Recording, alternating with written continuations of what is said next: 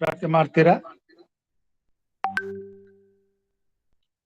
Okay, ಹಿರಿಯರಾದಂತಹ Premnath sir ಅವರು ಪ್ರಾರ್ಥನೆ ಮಾಡಿ.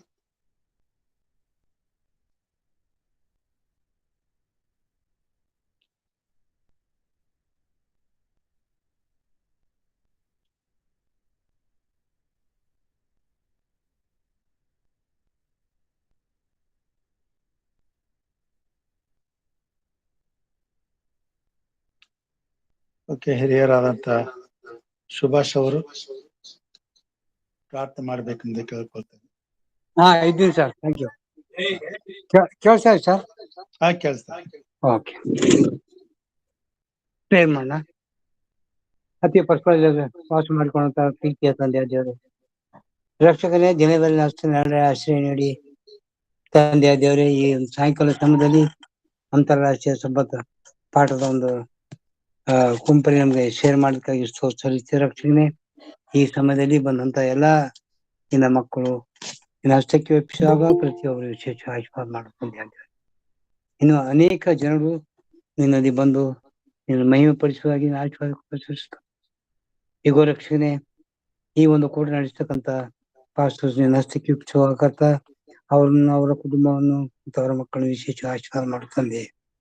ಅವರಿಗೆ ಸಹಾಯಕ್ಕಾಗಿ ಬಂದ ಸಹೋದರಿ ಸಾಲಿನ ಹಸ್ತಕ್ಕೆ ಒಪ್ಪಿಸುವಾಗ ನಮ್ಮಗಳು ಆಶೀರ್ವಾದ ಮಾಡುತ್ತಂದೆ. ಅನೇಕ ಬೋಧಕರು ಸಹ ಬಂದು ಈ ಒಂದು ಸಂದೇಶ ಕೇಳಲಿಕ್ಕೆ ಆಹ್ವಾನ ಮಾಡಿದಕ್ಕಾಗಿ ಸಲ್ಲಿಸಿದ ರಕ್ಷಕನೇ. ಈಗ ತಂದೆ ಬಂದಂತ ಎಲ್ಲಾ ಬಂಧುಗಳು, ಎಲ್ಲಾ ಸೇವಕರು ಮತ್ತು ನಮ್ಮನ್ನು ಸಹ ಹಸ್ತಕ್ಕೆ ಒಪ್ಪಿಸುವಾಗ ಪ್ರತಿಯೊಬ್ಬರು ವಿಶೇಷ ಆಶೀರ್ವಾದ ಮಾಡಕರ್ತ. ಮತ್ತು ಈ ಸಮಯದಲ್ಲಿ ಸಬ್ಬತ್ ಪಾಠವನ್ನು ತೆಗೆದುಕೊಳ್ಳುವಂತ ಸೇವಕರು ಹಸ್ತಕ್ಕೆ ಒಪ್ಪಿಸುವಾಗ ಅವ್ರನ್ನು ವಿಶೇಷ ಆಶೀರ್ವಾದ ಮಾಡುವ ತಂದೆ ಇದ್ದಾರೆ. ಈಗೋ ರಕ್ಷಕನೇ, ಈ ಕೋಟು ಆದಿಯು ಅಂತ್ಯವು ನೀನಾಗಿದ್ದು ಒಳ್ಳೆ ರೀತಿಯಿಂದ ನಡೆಸಿಕೊಡ್ಬೇಕೆಂಬುದಾಗಿ ನಮ್ಮ ಒಡೆಯನು ರಕ್ಷಕನಾದ ಯೇಸು ಕ್ರಿಸ್ತನ ಹೆಸರು ತಂದೆ. ಆಮೇನ್. ಆಮೇನ್. ಪ್ರಾರ್ಥನೆಗಾಗಿ ಹಿರಿಯರಾದಂತಹ ಸುಭಾಷ್ ಅವರಿಗೆ ವಂದನೆಗಳನ್ನ ಸಲ್ಲಿಸ್ತೇನೆ. ಈ ಸಮಯದಲ್ಲಿ ಒಂದು ವಿಶೇಷ ಗೀತೆಯನ್ನ ಸಹೋದರಿ ಗ್ರೇಸಿ ಅವರು ಹಾಡಬೇಕೆಂಬುದಾಗಿ ಕೇಳ್ಕೊಳ್ತೇನೆ.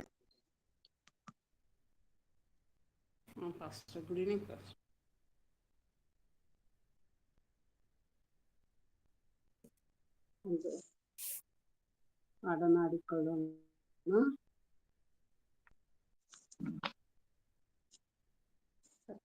ಸ್ತೋತ್ರ, ಒಂದು ತಮಿಳ್ ಹಾಡನ್ನು.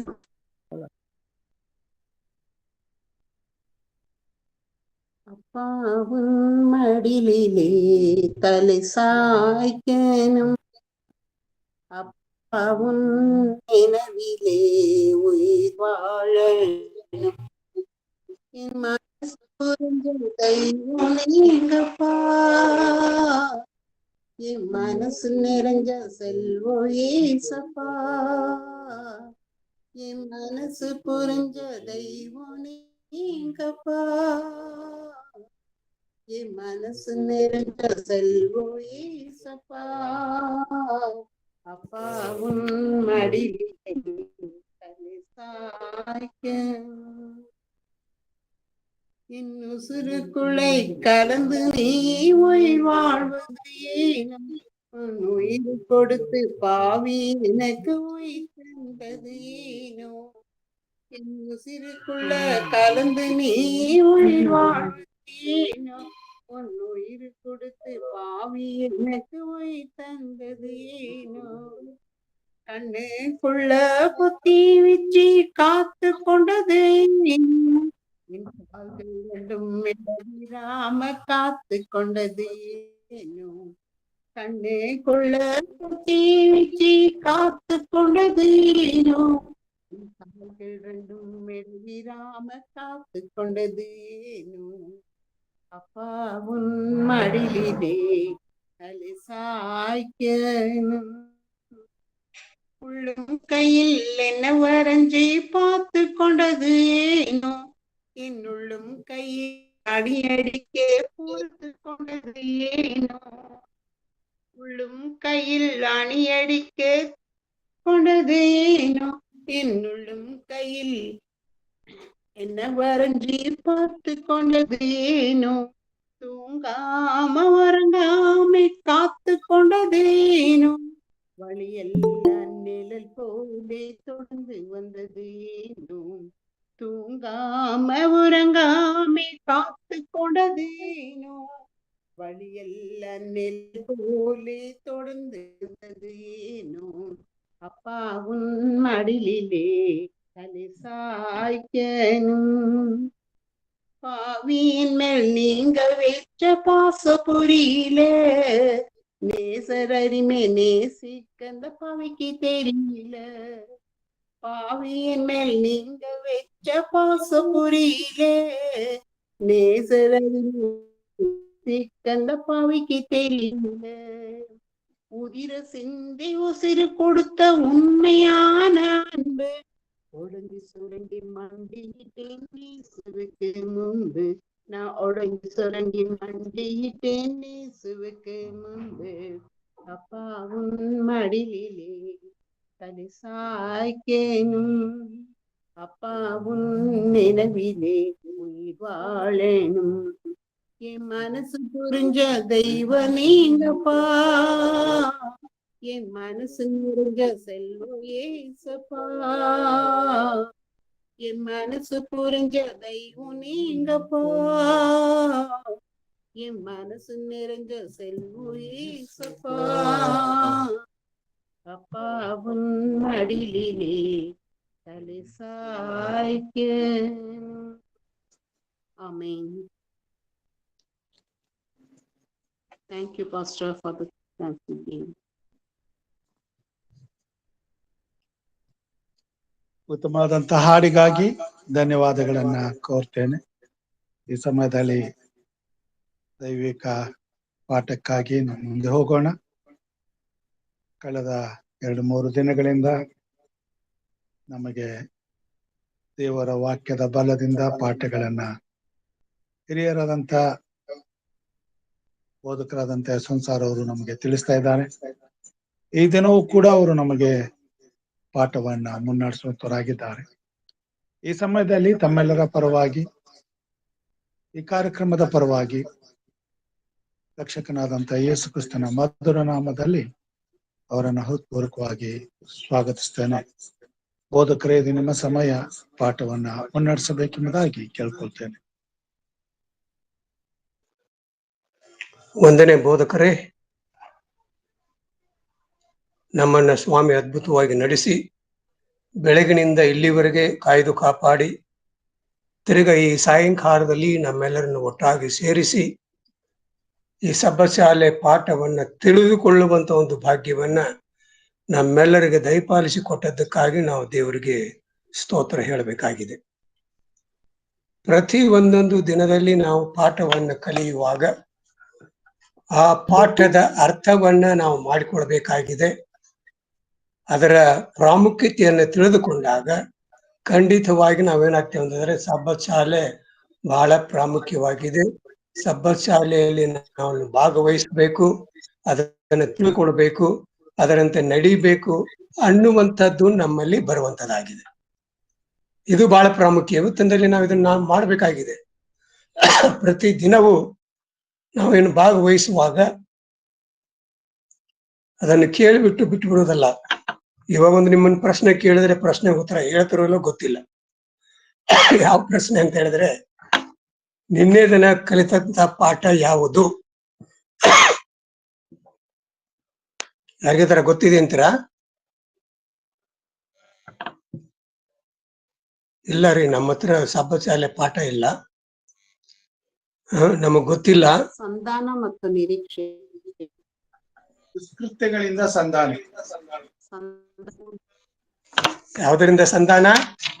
ದುಷ್ಕೃತ್ಯಗಳಿಂದ, ದುಷ್ಟತ್ವಗಳಿಂದ ಸಂಧಾನ. ನಿನ್ನೆ ಬಹಳ ವಿವರವಾಗಿ ನಾವು ಕಲ್ತಿದ್ದೇವೆ. ದುಷ್ಟತನದಲ್ಲಿ ಇದ್ದಾಗೂ ಅನ್ಯರಾಗಿರುವಾಗ ಕೂಡ ಸ್ವಾಮಿ ನಮ್ಮ ಜೊತೆಯಲ್ಲಿ ನಿಮ್ಮ ಜೊತೆಯಲ್ಲಿ ಇದ್ರು ಅನ್ನೋದನ್ನ ನಮ್ಮನ್ನು ಆತನು ಕರೆದನು ಅಂತೇಳಿ ನಾವು ನೋಡಿದ್ದೇವೆ. ದುಷ್ಟರಾಗಿದ್ದಾಗಿ ಕೂಡ ಸ್ವಾಮಿ ಏನ್ ಮಾಡಿದ್ರು, ನನ್ನನ್ನ ಮತ್ತೆ ನಿಮ್ಮನ್ನ ಏನ್ ಮಾಡಿದ್ರೆ ಕರೆದಿದ್ದಾರೆ. ಅದಕ್ಕೆ ನಾವು ದೇವರಿಗೆ ಏನ್ ಮಾಡಬೇಕಾಗಿದೆ? ಸ್ತೋತ್ರ ಹೇಳಬೇಕಾಗಿದೆ. ಇವತ್ತಿನ ಪಾಠ ಇನ್ನೂ ಪ್ರಾಮುಖ್ಯವಾಗಿದೆ. ಇವತ್ತಿನ ಪಾಠ ನಾವು ನೋಡುವಾಗ, ನೀವು ನಂಬಿಕೆಯಲ್ಲಿ ನೆಲೆಗೊಂಡಿರುವುದಾದಲ್ಲಿ, ನಿಮಗೆ ನಂಬಿಕೆ ಇದೆಯಾ? ನಂಬಿಕೆಯ ಮುಖಾಂತರ ನಾವೇನಾಗಿದ್ದೇವೆ ಅಂತ ಹೇಳಿದ್ರೆ ಇಲ್ಲಿ ಪಾಠ ಕಲೀಲಿಕ್ಕೆ ಬಂದಿದ್ದೇವೆ. ನಂಬಿಕೆ ಬಹಳ ಪ್ರಾಮುಖ್ಯ. ಇವತ್ತಿನಲ್ಲಿ ನಾನು ಮತ್ತು ನೀವು ದೇವರನ್ನ ನೋಡಿಲ್ಲ, ಆದಾಗ್ಯೂ ಕೂಡ ನಾವೇನ್ ಮಾಡ್ತೇವೆ, ದೇವರು ಇದ್ದಾರೆ ಅಂತೇಳಿ ನಂಬಿ ಆತನ ಆರಾಧನೆಯನ್ನ ನಾವು ಮಾಡೋರಾಗಿದ್ದೇವೆ. ಇದನ್ನು ನಮ್ಮ ಮನಸ್ಸಿನಲ್ಲಿ ಇಟ್ಟುಕೊಳ್ಬೇಕು. ನಾನು ನೋಡಿಲ್ಲ, ನೀವು ನೋಡಿಲ್ಲ, ಯಾರು ನೋಡಿಲ್ಲ, ಆದರೆ ನಾವು ನೋಡ್ತೇವೆ ಸತ್ಯ ವೇದದ ಮುಖಾಂತರ ತಂದೆಯಾದಂತ ದೇವರು ಯೇಸು ಕ್ರಿಸ್ತರು ಇದ್ದಾರೆ ಅನ್ನೋದನ್ನ ನಾವು ತಿಳಿದುಕೊಳ್ಳುವುದು ಬಹಳ ಪ್ರಾಮುಖ್ಯವಾಗಿದೆ. ನಂಬಿಕೆ ನಮಗೆ ಬಹಳ ಪ್ರಾಮುಖ್ಯವಾಗಿದೆ. ನಂಬಿಕೆ ಇಲ್ಲದೆ ಹೋದಂತ ಪಕ್ಷದಲ್ಲಿ ನಾವೇನೂ ಮಾಡಲಿಕ್ಕೆ ಸಾಧ್ಯವಿಲ್ಲ. ಇವತ್ತಿನಲ್ಲಿ ಯಾವುದೇ ಕೆಲಸವನ್ನು ನಾವು ಮಾಡುವಾಗ ನಂಬಿಕೆಯಿಂದ, ವಿಶ್ವಾಸದಿಂದ ನಾವು ಮಾಡಿದಾಗ ಅದಕ್ಕೆ ಸ್ವಾಮಿ ಏನ್ ಮಾಡುವರಾಗಿದ್ದಾರೆ, ಬೇಕಾದಂತ ಆಶೀರ್ವಾದಗಳನ್ನ ನಮಗೆ ಕೊಡುವರಾಗಿದ್ದಾರೆ. ನಂಬಿಕೆಯಿಂದ ಪ್ರಾರ್ಥನೆ ಮಾಡಿ. ನಾವು ಎಷ್ಟೋ ಸಾರಿ ಹೇಳ್ತೇವೆ ಏನಂತಂದ್ರೆ, ಸರ್ ಪ್ರಾರ್ಥನೆ ಮಾಡ್ತಾ ಇದ್ದೇವೆ, ಆದ್ರೆ ಆ ಪ್ರಶ್ನೆಗೆ ನನಗೆ ಇನ್ನೂ ಏನಾಗಿಲ್ಲ ಅಂತಂದ್ರೆ ಉತ್ತರ ಸಿಕ್ಕಿಲ್ಲ. ಯಾಕೆ ಬೋಧಕರೇ ಅಂತೇಳಿ ನಾವೇನ್ ಮಾಡ್ತೇವೆ, ಪ್ರಶ್ನೆ ಮಾಡ್ತೀವಿ. ಆದ್ರೆ ನಾನೇನಾಗಿಲ್ಲ ಅಂತಂದ್ರೆ, ನನ್ನ ನಂಬಿಕೆ ದೃಢವಾದ ನಂಬಿಕೆ ಇಲ್ಲ. ದೃಢವಾದ ನಂಬಿಕೆಯಿಂದ, ವಿಶ್ವಾಸದಿಂದ, ಪ್ರೀತಿಯಿಂದ ದೇವರನ್ನ ಕೇಳಿಕೊಂಡಾಗ ಖಂಡಿತವಾಗಿ ಏನಾಗುತ್ತೆ, ನನಗೆ ಸದುತ್ತರವನ್ನ ಸ್ವಾಮಿ ಕೊಡವರಾಗಿದ್ದಾರೆ. ಆ ನಂಬಿಕೆ ನಮಗೆ ಬೇಕು. ಆ ನಂಬಿಕೆಯಲ್ಲಿ ಇವತ್ತಂದರೆ ಕ್ರೈಸ್ತರಾದಂತ ನಾವು ಜೀವಿಸ್ತಾ ಇದ್ದೇವೆ. ಕ್ರೈಸ್ತರು ಜೀವಿಸುವುದೇನಂತಂದ್ರೆ ನಂಬಿಕೆಯಿಂದಲೇ. ಆ ನಂಬಿಕೆ ನಾವು ಪಡೆದುಕೊಳ್ಬೇಕಾದ್ರೆ ನಾನು ಮತ್ತು ನೀವು ಆತನಲ್ಲಿ ಎಡೆಬಿಡದೆ ಜೀವಿಸಬೇಕಾಗಿದೆ. ಆತನ ವಾಕ್ಯಗಳನ್ನ ಎಡೆಬಿಡದೆ ಕೇಳಿಕೊಳ್ಳಬೇಕಾಗಿದೆ. ಆತನ ವಾಕ್ಯದ ಪ್ರಕಾರ ನಾವು ನಡಿಬೇಕಾಗಿದೆ. ಅದಕ್ಕಾಗಿ ಕೊಲೊಸ್ಸೆಯವರಿಗೆ ಬರೆದ ಪತ್ರಿಕೆ 1ನೇ ಅಧ್ಯಾಯ 23ನೇ ವಚನಕ್ಕೆ ನಮ್ಮ ಸತ್ಯ ವೇದವನ್ನ ನಾವು ತೆಗೆದು ನೋಡಿದಾಗ ನಮಗಲ್ಲಿ ಹೇಳುವಂತದಾಗಿದೆ. ನೀವು ಕೇಳಿದಂತ ಆಕಾಶದ ಕೆಳಗಿರುವ ಸರ್ವ ಸೃಷ್ಟಿಗೆ ಚಾಲ್ಪಟ್ಟಂತ ಸುವಾರ್ತೆಯಿಂದ ಉಂಟಾದ ನಿರೀಕ್ಷೆಯನ್ನು ಬಿಟ್ಟು ತೊಲಗಿ ಹೋಗದೆ ಆಸ್ತಿವಾರದ ಮೇಲೆ ನಿಂತು ಸ್ಥಿರವಾಗಿದ್ದು ನಂಬಿಕೆಯಲ್ಲಿ ನೆಲೆಗೊಂಡಿರುವುದಾದರೆ ಆ ಪದವಿ ನಿಮಗೆ ಪ್ರಾಪ್ತವಾಗುವುದು. ನೋಡ್ರಿ, ನಂಬಿಕೆ ಇದ್ದಂತ ಪಕ್ಷದಲ್ಲಿ ಎಲ್ಲವೂ ಪ್ರಾಪ್ತವಾಗುವಂತದಾಗಿದೆ. ನಾವು ನಿರೀಕ್ಷೆಯನ್ನು ಇಟ್ಕೊಳ್ಬೇಕಾಗಿದೆ.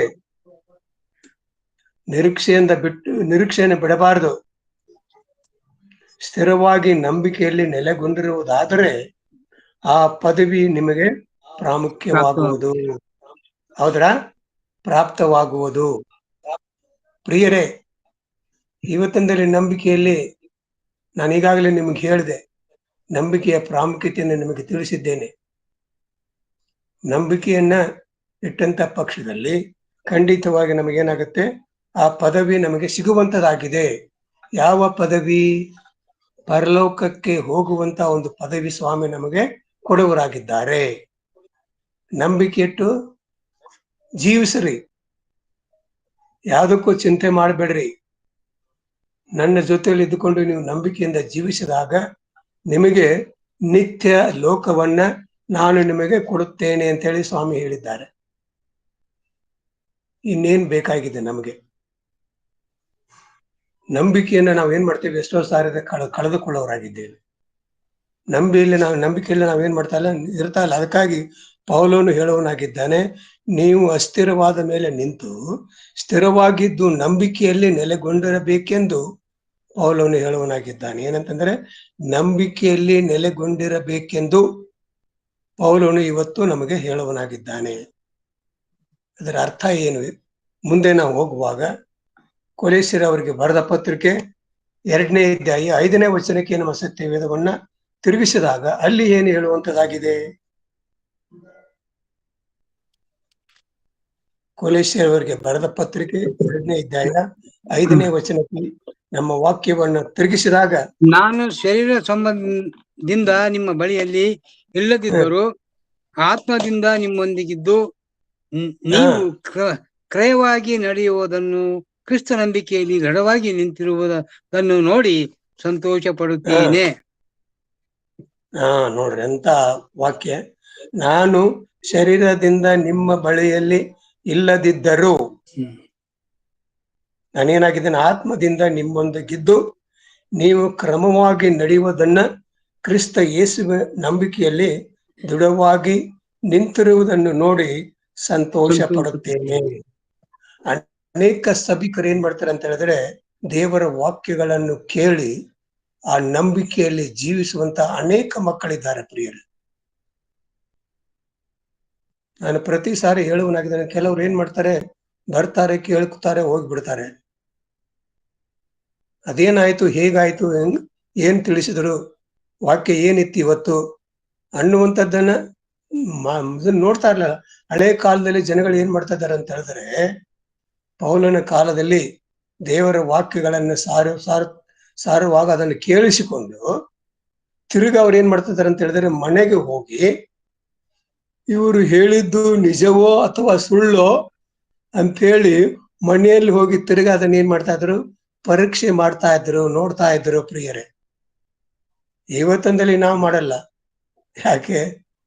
ಬಿಡಿ, ಹೇಳಿದ್ದಾರಲ್ಲ, ಸರಿ ಇರಬಹುದು ಅಂತೇಳಿ ಏನ್ ಮಾಡ್ತೇವೆ, ಸತ್ಯವೇದವನ್ನು ತೆಗೆದುಕೊಂಡು ಹೋಗಿ ಆ ಸತ್ಯವೇದ ಎಲ್ಲಿ ಇರಬೇಕು ಅಲ್ಲಿ ಇಟ್ಬಿಡ್ತೇವೆ. ಆದ್ರೆ ಅಲ್ಲಿ ಹಳೆ ಕಾಲದಲ್ಲಿ ಆ ರೀತಿ ಮಾಡ್ತಾ ಇರ್ಲಿಲ್ಲ.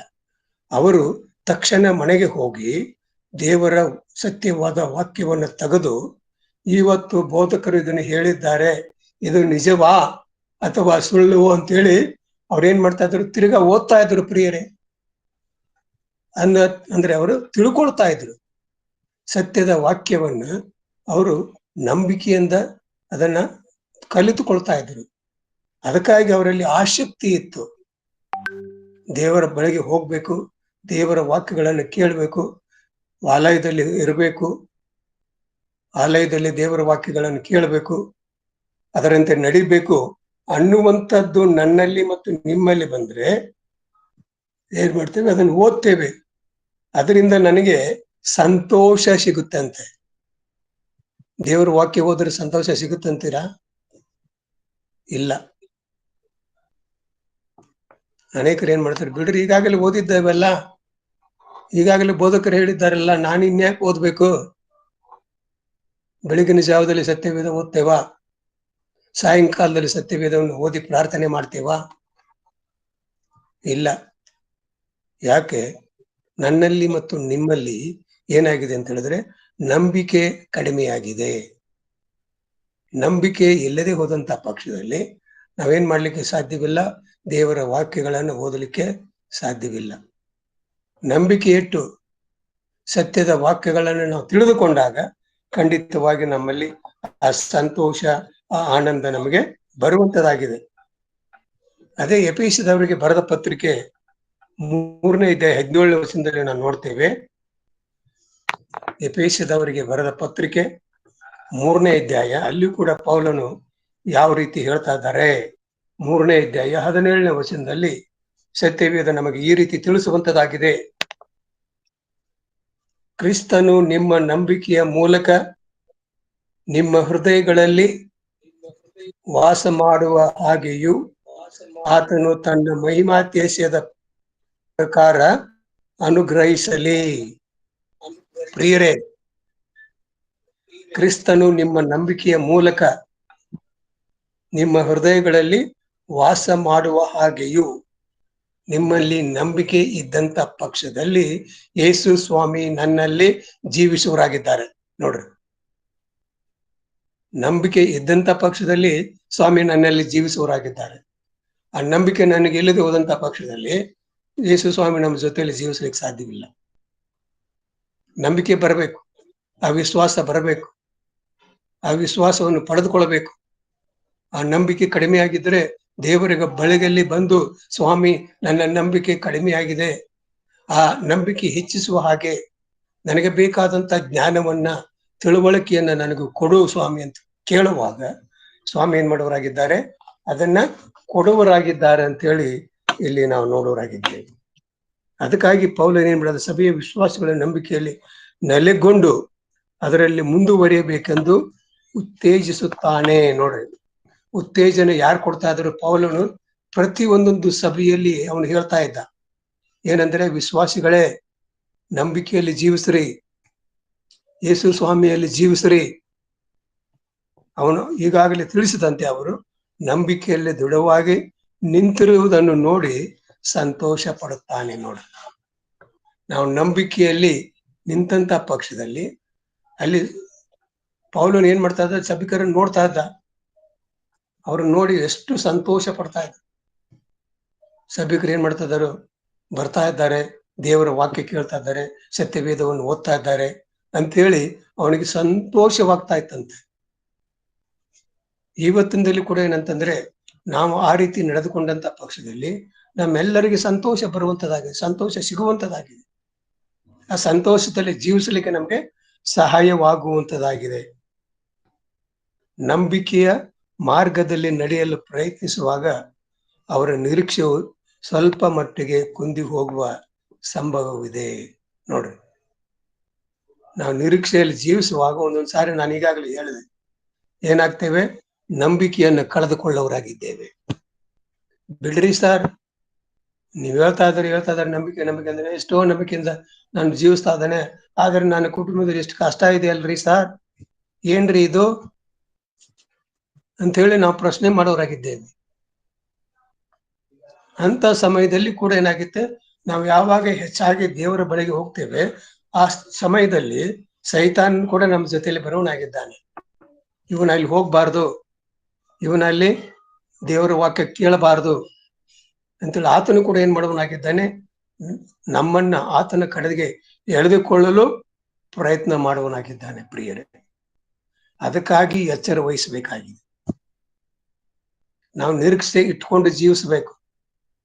ನನ್ನ ನಿರೀಕ್ಷೆ ಏನಂದ್ರು, ಯೇಸು ಸ್ವಾಮಿ ಇದ್ದಾರೆ, ಯೇಸು ಸ್ವಾಮಿ ಬಳಿಗೆ ನಾನು ಹೋಗ್ತೀನಿ ಅನ್ನುವಂತ ನಿರೀಕ್ಷೆಯಲ್ಲಿ ನಾನು ಜೀವಿಸಿದಾಗ ಖಂಡಿತವಾಗಿ ಆ ನಿರೀಕ್ಷೆ ನಮಗೆ ಏನು ಸಫಲವಾಗುವುದು, ನಮಗೆ ಯಶಸ್ಸನ್ನು ತಂದು ಕೊಡುವಂತದ್ದಾಗಿದೆ. ಇದನ್ನ ನಾವು ಅರ್ಥ ಮಾಡ್ಕೊಳ್ಬೇಕಾಗಿದೆ. ಅದಕ್ಕಾಗಿ ಪ್ರಿಯರೇ, ಇವತ್ತಿನಲ್ಲಿ ನಮ್ಮ ಹೃದಯಗಳನ್ನ ತೆಗೆದು ಆತನಲ್ಲಿ ನಾನು ಕೇಳ್ಕೊಳ್ಬೇಕಾಗಿದೆ, ಆತನಲ್ಲಿ ನಾನು ಹೇಳಬೇಕಾಗಿದೆ. ಆವಾಗ ತಾನೇ ನನಗೇನಾಗುತ್ತೆ, ಆ ನಂಬಿಕೆ ನನ್ನಲ್ಲಿ ಸ್ಥಿರವಾಗಿ ನಿಲ್ಲುವಂತದ್ದಾಗಿದೆ. ಸ್ವಾರ್ಥಿ ಎಂಬ ಅಸ್ಥಿವಾರದ ಮೇಲೆ ಸ್ಥಿರವಾಗಿ ನಿಂತು ನಂಬಿಕೆಯಲ್ಲಿ ನೆಲೆಗೊಂಡಿರಬೇಕೆಂದು ಪೌಲನು ಹೇಳುತ್ತಾನೆ. ನೋಡ್ರಿ, ಸ್ಥಿರವಾಗಿರ್ಬೇಕು, ಅಲ್ಲಾಡಬಾರ್ದು. ನಾವೇನ್ ಮಾಡ್ತೇವೆ?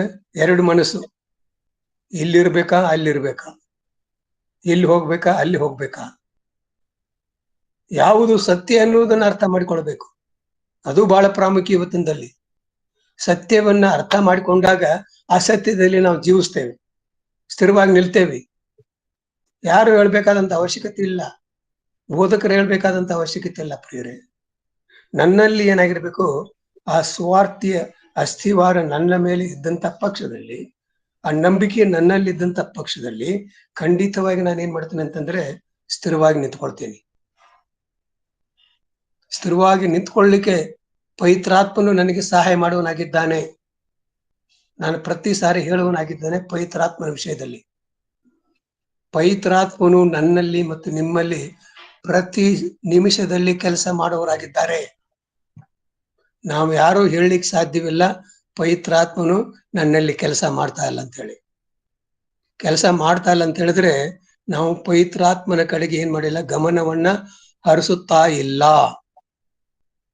ಪವಿತ್ರಾತ್ಮನು ಇವತ್ತು ಹೇಳೋರಾಗಿದ್ದಾರೆ ಏನಂತ ಹೇಳಿದ್ರೆ, ಕೂಟಗಳು ಪ್ರಾರಂಭವಾಗಿದೆ, 7 ಗಂಟೆಗೆ ಪ್ರಾರಂಭವಾಗುತ್ತೆ, ನೀವೇನ್ ಮಾಡ್ರಿ, ದಯವಿಟ್ಟು ಹೋಗ್ರಿ ಅಂತ ಹೇಳಿ ಪವಿತ್ರಾತ್ಮನು ನನ್ನನ್ನ ಮತ್ತೆ ನಿಮ್ಮನ್ನ ಎಚ್ಚರಿಸುವರಾಗಿದ್ದಾರೆ. ಆ ಎಚ್ಚರಿಕೆಯನ್ನ ನಾವು ತಿಳಿದುಕೊಳ್ಬೇಕು, ಆ ಎಚ್ಚರಿಕೆಯಲ್ಲಿ ನಾವು ಜೀವಿಸಬೇಕು. ಎಂತ ವಾಕ್ಯ! ಪವಿತ್ರಾತ್ಮನು ನಿಮ್ಮಲ್ಲಿ ಕೆಲಸ ಮಾಡ್ತಾ ಇದ್ದಾರ ನೋಡ್ರಿ. ಎಡೆಬಿಡದೆ ನಾವೇನ್ ಮಾಡ್ಬೇಕು, ದೇವರಲ್ಲಿ ಕೇಳ್ಕೊಳ್ಬೇಕಾಗಿದೆ.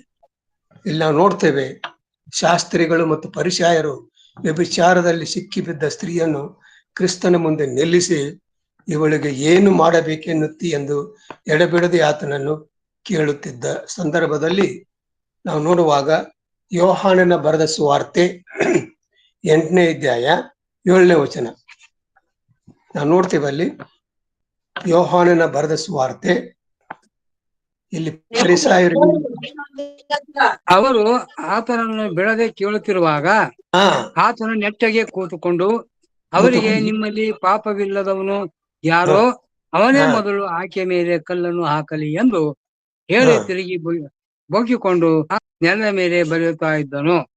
ನೋಡ್ರಿ ಎಂತ ವಾಕ್ಯ ಪ್ರಿಯರೇ. ಏನಂತಂದ್ರೆ ಅವರು ಪ್ರಶ್ನೆ ಮಾಡ್ತಾ ಇದ್ರು, ಕೇಳ್ತಾ ಇದ್ರು, ಇವಳು ಪಾಪ ಮಾಡಿದ್ದಾಳೆ, ಇವಳಿಗೆ ಏನಂದ್ರೆ ಕಲ್ಲೆಸೆದು ಕೊಲ್ರಿ ಅಂತ ಹೇಳ್ತಾ ಇದ್ರು ಫರಿಸಾಯರು. ಆದ್ರೆ ಸ್ವಾಮಿ ಅಲ್ಲಿ ಹೇಳುವನಾಗಿದ್ದಾನೆ, ನಿಮ್ಮಲ್ಲಿ ನೀವು ಯಾರು ಪಾಪ ಮಾಡಿಲ್ವಾ? ನೀವು ಪಾಪದಲ್ಲಿ ಜೀವಿಸ್ತಾ ಇಲ್ವಾ? ನಿಮ್ಮಲ್ಲಿ ಯಾರು ನೀವು ಪಾಪ ಮಾಡಿಲ್ವೋ ಅವರು ಏನ್ ಮಾಡ್ರಿ, ಕಲ್ಲನ್ನು ಹಾಕ್ರಿ ಅಂತ ಹೇಳುವಾಗ ಅಲ್ಲಿರ್ತಕ್ಕಂಥ ಫರಿಸಾಯರು ಏನ್ ಮಾಡಿದ್ರು, ಕಲ್ಲು ಹಾಕಿದ್ರಂತೀರಾ? ಇಲ್ಲ ಪ್ರಿಯರೇ, ಇವತ್ತಿಂದಲೇ ನಾನು ಅರ್ಥ ಮಾಡ್ಕೊಳ್ಬೇಕಾಗಿದೆ, ತಿಳ್ಕೊಳ್ಬೇಕಾಗಿದೆ. ನಾನು ಕೂಡ ಪಾಪಿ, ನಾವು ಕೂಡ ಪಾಪಿಗಳು, ನಾವು ಪರಿಶುದ್ಧರಲ್ಲ.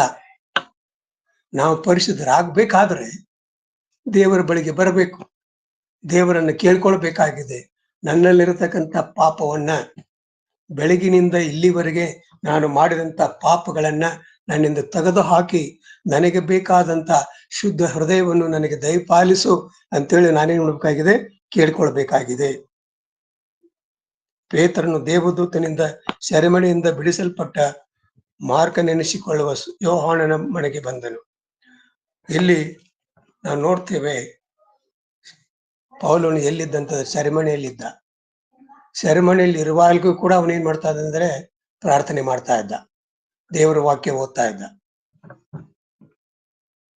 ನಮಗೆ ದೇವರ ವಾಕ್ಯಗಳನ್ನ ಓದಲಿಕ್ಕೆ, ತಿಳಿದುಕೊಳ್ಳಲಿಕ್ಕೆ ಸಮಯವಿಲ್ಲ. ನಂಬ್ತೀರಾ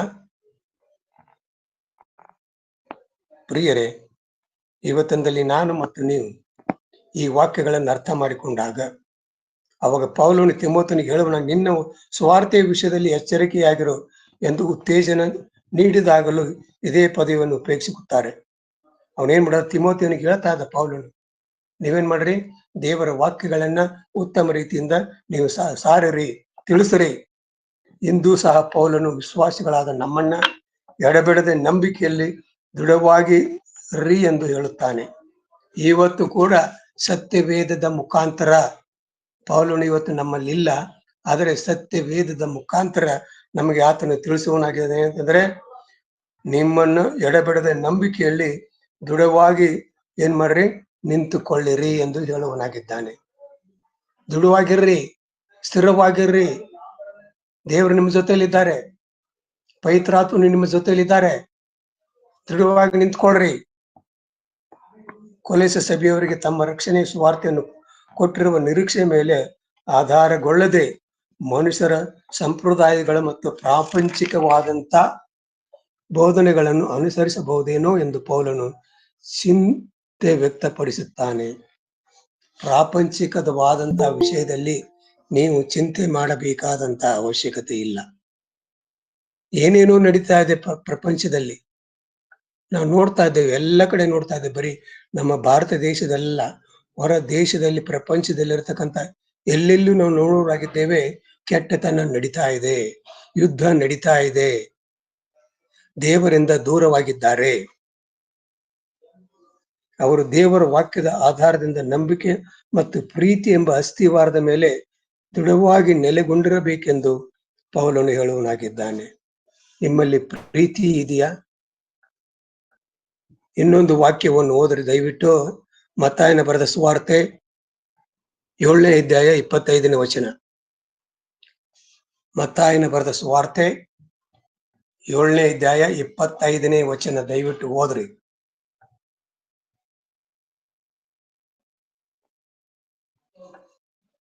ಸುಭಾಷ್ ಅವ್ರಿಗೆ ಓದ್ರಿ, ಮತ್ತಾಯ 7:25. ಕಟ್ಟಿದ ಮೇಲೆ ಮಳೆ ಸುರಿಯಿತು, ಹಳ್ಳಗಳು ಬಂದವು, 4 ಕಡೆಯಿಂದ ಗಾಳಿ ಬೀಸಿ ಆ ಮನೆಗೆ ಬಡಿಯಿತು. ಆದಾಗ್ಯೂ ಅದರ ಅಸ್ತಿವಾರವು ಬಂಡೆ ಮೇಲಿದ್ದರಿಂದ ಅದು ಬೀಳಲಿಲ್ಲ. ಸಾಕು ಸಾಕು ಸಾಕು. ಕಟ್ಟಡ ಏನಾಗಿತ್ತು? ಸ್ಥಿರವಾಗಿತ್ತು. ಕಲ್ಲಿನಿಂದ ಕಟ್ಟಿದಂತ ಮನೆ ಆಗಿತ್ತು, ಮಣ್ಣಿನಿಂದಲ್ಲ. ಸ್ಥಿರವಾಗಿತ್ತು. ಅದಕ್ಕಾಗಿ ಅದೇನಾಗ್ಲಿಲ್ಲ, ಬೀಳಲಿಲ್ಲ. ದೃಢವಾಗಿತ್ತು, ಸ್ಥಿರವಾಗಿತ್ತು. ಅದಕ್ಕಾಗಿ ಸ್ವಾಮಿ ಹೇಳ್ತಾ ಇದ್ದಾನೆ, ಅದಕ್ಕಾಗಿ ಈ ವಾಕ್ಯವನ್ನು ನಮಗೆ ಕೊಟ್ಟಿದ್ದಾರೆ. ದೃಢವಾಗಿ ನಿಂತ್ಕೊಳ್ರಿ, ಇಲ್ಲಿ ಅರ್ಧ ಅಲ್ಲಿ ಅರ್ಧ ಇರಬೇಡ್ರಿ ಅಂತ ಹೇಳುವುದನ್ನು ಅರ್ಥ ಮಾಡ್ಕೊಂಡಿದ್ದೇವಾ? ಈ ವಾಕ್ಯ ನಮ್ಗೆ ಹೇಳುವಂತದ್ದಾಗಿದೆ. ಸ್ಥಿರವಾಗಿ ನಿಂತ್ಕೊಳ್ರಿ. ಯಾವ ರೀತಿ ಕಲ್ಲಿನಿಂದ ಕಟ್ಟಿದ ಮನೆ ಸ್ಥಿರವಾಗಿ ಇರುತ್ತದೆಯೋ ಆ ರೀತಿ ನೀವು ಸ್ಥಿರವಾಗಿರ್ರಿ. ಯೇಸು ಸ್ವಾಮಿಯಲ್ಲಿ ಸ್ಥಿರವಾಗಿ ನಿಂತ್ಕೊಳ್ರಿ. ನಿಮಗೆ ಬೇಕಾಗಿರ್ತಕ್ಕಂಥ ಎಲ್ಲ ಆಶೀರ್ವಾದಗಳನ್ನ ಆತನೇನ್ ಮಾಡ್ತಾನೆ, ನಮಗೆ ಕೊಡ್ತಾನೆ ಅನ್ನೋದನ್ನ ಅರ್ಥ ಮಾಡಿಕೊಂಡಾಗ ನಾವು ಸ್ಥಿರವಾಗಿ ನಿಲ್ಲಲಿಕ್ಕೆ ಸಹಾಯವಾಗುತ್ತದೆ. ಆದುದರಿಂದ ಅದೇ ರೀತಿಯಾಗಿ ಕ್ರೈಸ್ತರು ಸುವಾರ್ತೆಯಿಂದ ಉಂಟಾದ ನಿರೀಕ್ಷೆಯನ್ನು ಬಿಟ್ಟು ತೊಲಗಿ ಹೋಗಬಾರದು. ನೋಡ್ರಿ, ನಾವು ನಿರೀಕ್ಷೆಯಲ್ಲಿ ಜೀವಿಸುವಾಗ ಸ್ವಾಮಿ ನಮಗೆ ಈ ಅದ್ಭುತವಾದಂತ ಸಭೆಯನ್ನು ನಮಗೆ ಕೊಟ್ಟಿದ್ದಾರೆ. ಅದರಲ್ಲಿ ನಾವು ಸ್ಥಿರವಾಗಿ ನಿಂತುಕೊಳ್ಳಬೇಕಂತ ಹೇಳಿ ಇಲ್ಲಿ ಪೌಲನು ಸ್ಪಷ್ಟವಾಗಿ ನಮಗೆ ತಿಳಿಸುವನಾಗಿದ್ದಾನೆ. ಈಗಾಗಲೇ ನಾವು ಓದಿದ್ದೇವೆ, ಕೊಲೊಸ್ಸೆ ಅವರಿಗೆ ಬರೆದ ಪತ್ರಿಕೆಯಲ್ಲಿ 1:23 ಓದಿದ್ದೇವೆ. ಇದೇ ರೀತಿಯಾಗಿ ಈ ಎಚ್ಚರಿಕೆಯನ್ನು ಪೌಲನು ಕೊರಿಂಥ ಸಭೆಯವರಿಗೆ ಕೊಟ್ಟಿದ್ದಾನೆ. ಕೊರಿಂಥ ಸಭೆಯಲ್ಲಿ ಕೂಡ ಆತನ ಏನ್ ಮಾಡದ, ಎಚ್ಚರಿಕೆಯನ್ನು ಕೊಟ್ಟರೆ ಏನಂತ ಹೇಳಿ, ಸ್ಥಿರಚಿತ್ತರಾಗಿಯೂ ನಿಶ್ಚಲರಾಗಿಯೂ ಇರ್ರಿ. ನೀವು ಕರ್ತನ ಸೇವೆಯಲ್ಲಿ ಪಡುವ ಪ್ರಯಾಸವು ನಿಷ್ಫಲವಾಗುವುದಿಲ್ಲವೆಂದು ತಿಳಿದು ಕರ್ತನ ಕೆಲಸವನ್ನು ಯಾವಾಗಲೂ ಆಸಕ್ತಿಯಿಂದ ಮಾಡುವರಾಗಿರ್ರಿ. ಯೇಸು ಸ್ವಾಮಿಯ ಕೆಲಸವನ್ನ ಆಸಕ್ತಿಯಿಂದ ಮಾಡಿರಿ. ಆಸಕ್ತಿಯಿಂದ ಇಲ್ಲಿ ಬಂದು ಸೇರಿ ದೇವರ ವಾಕ್ಯಗಳನ್ನ ಕೇಳಿರಿ. ನೋಡ್ರಿ, ಇದೇ ನಮ್ಮ ಕೆಲಸ. ಇಲ್ಲಿ ಬರಬೇಕಾಗಿದೆ, ಕೇಳ್ಕೊಳ್ಬೇಕಾಗಿದೆ. ಒಂದು ಅರ್ಧ ಗಂಟೆ, 1 ಗಂಟೆ, ಪ್ರತಿ ಬೆಳಗಿನಿಂದ ಸಾಯಂಕಾಲಗಂತೆ ಸ್ವಾಮಿ ಹೇಳ್ತಾ ಇಲ್ಲ. ಒಂದು ಅರ್ಧ ಗಂಟೆ, 1 ಗಂಟೆ ಸ್ವಾಮಿಗೆ ನೀವು ಸಮಯ ಕೊಡೋದಿಲ್ವಾ? ಸ್ವಾಮಿ ಹತ್ರಿಗೆ ನೀವು ಬರ್ಲಿಕ್ಕೆ ಆಗ್ತಾ ಇಲ್ವಾ? ನೋಡ್ರಿ, ನಾನು ಹೇಳ್ತಾ ಇಲ್ಲ ಪ್ರಿಯರೇ, ಸತ್ಯವೇದ ನಮಗೆ ಸ್ಪಷ್ಟವಾಗಿ ತಿಳಿಸುವಂತದ್ದಾಗಿದೆ. ಪ್ರಯಾಸ ಪಡ್ರಿ, ನಿಷ್ಫಲವಾಗುವುದಿಲ್ಲ. ಯಾವುದೇ ಕೆಲಸ ಆದ್ರೂ ಕೂಡ ಅದೇನಾಗಿದೆ, ನಿಷ್ಫಲವಾಗುವುದಿಲ್ಲ. ತಿಳಿದ ಕರ್ತನ ಕೆಲಸವನ್ನು ಯಾವಾಗಲೂ ಆಸಕ್ತಿಯಿಂದ ಮಾಡ್ರಿ. ನಮಗೆ ಯಾರಾದರೂ ಹೇಳಿದರೆ, ಬೋಧಕರು ಇವತ್ತಿನಲ್ಲಿ ಒಂದು ರಾಗ ಹಾಡ್ರಿ ಅಂತ ಹೇಳುವಾಗ ನಾವೇನ್ ಮಾಡ್ತೇವೆ, ಅವತ್ತು ಸಭೆಗೆ ಬರೋದಿಲ್ಲ. ಮಿಷನ್ ರಿಪೋರ್ಟ್ ಓದ್ರಿ, ಇಲ್ಲ ಬೋಧಕರು ಆಗಲ್ರಿ. ಯಾಕೆ? ಆಸಕ್ತಿ ಇಲ್ಲ. ಆಸಕ್ತಿ ಇದ್ರೆ ನಾವೇನ್ ಮಾಡ್ತೇವೆ ಅಂದ್ರೆ, ಹೌದು ಕೊಡ್ರಿ ಬೋಧಕರೇ, ನಾನೇನ್ ಮಾಡ್ತೇನೆ, ಇವತ್ತು ಮಿಷನ್ ರಿಪೋರ್ಟ್ ತೆಗೆದುಕೊಳ್ತೇನೆ, ಇವತ್ತು ಸಾಪ ಶಾಲೆ ನಾನು ತೆಗೆದುಕೊಳ್ತೇನೆ ಅಂತೇಳಿ ನಾವೇನ್ ಮಾಡ್ತೇವೆ, ಆಸಕ್ತಿ ನಮಗೆ ಬರಬೇಕು. ಅದಕ್ಕಾಗಿ ಇಲ್ಲಿ ಪೌಲನು ಬಹಳ ಸುಂದರವಾಗಿ ಹೇಳ್ತಾ ಇದ್ದಾರೆ. ಇದು ನಮ್ಮ ಸತ್ಯವೇದದಲ್ಲಿದೆ. 1 ಕೊರಿಂಥದವರಿಗೆ ಬರೆದ ಪತ್ರಿಕೆ 15ನೇ ಅಧ್ಯಾಯ 58ನೇ ವಚನಕ್ಕೆ ನಮ್ಮ ಸತ್ಯವೇದವನ್ನ ತಿರುಗಿಸಿದಾಗ ಅಲ್ಲಿ ನಮಗೆ ಸ್ಪಷ್ಟವಾಗಿ ಹೇಳುವಂತದ್ದಾಗಿದೆ, ತಿಳಿಸುವಂತದ್ದಾಗಿದೆ. ಏನಂತ ಹೇಳಿದ್ರೆ, ಓದ್ತೀರಾ? ನನ್ನ ಪ್ರಿಯ ಸಹೋದರರೇ, ಸ್ಥಿರಚಿತ್ತರಾಗಿಯೂ ನಿಷ್ಠರಾಗಿಯೂ ಇರ್ರಿ. ನೀವು ಕರ್ತನ ಸೇವೆಯಲ್ಲಿ ಪಡುವ ಪ್ರಯಾಸವು ನಿಷ್ಫಲವಾಗುವುದಿಲ್ಲವೆಂದು ತಿಳಿದು ಕರ್ತನ ಕೆಲಸವನ್ನು ಯಾವಾಗಲೂ ಅತ್ಯಾಸಕ್ತಿಯಿಂದ ಮಾಡುವರಾಗಿರ್ರಿ. ನೋಡ್ರಿ, ಸತ್ಯವೇದದಲ್ಲಿ ಬರೆಯಲ್ಪಟ್ಟಿದೆ. ಪೌಲನು ಬರೀ ಹೇಳುವಾಗ ಏನಂತಂದ್ರೆ, ಪ್ರತಿಯೊಂದೊಂದು ಸಭೆಯಲ್ಲಿ ಆತನ ಹೇಳ್ತಾ ಇದ್ದ, ಆಸಕ್ತಿ ಇರ್ಬೇಕ್ರಿ, ಪ್ರೀತಿ ಇರ್ಬೇಕ್ರಿ, ಆ ಪ್ರೀತಿಯಲ್ಲಿ ಜೀವಿಸ್ಬೇಕ್ರಿ.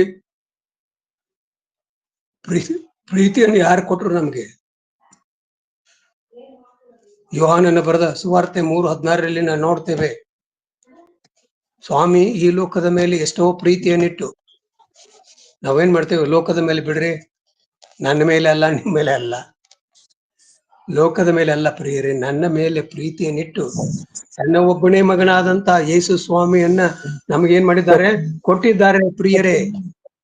ಎಂತ ಪ್ರೀತಿ! ಕೊಟ್ಟನು ಹಾ, ಕೊಟ್ಟನು ಯೇಸು ಸ್ವಾಮಿ ಏನ್ ಮಾಡಿದ್ರು?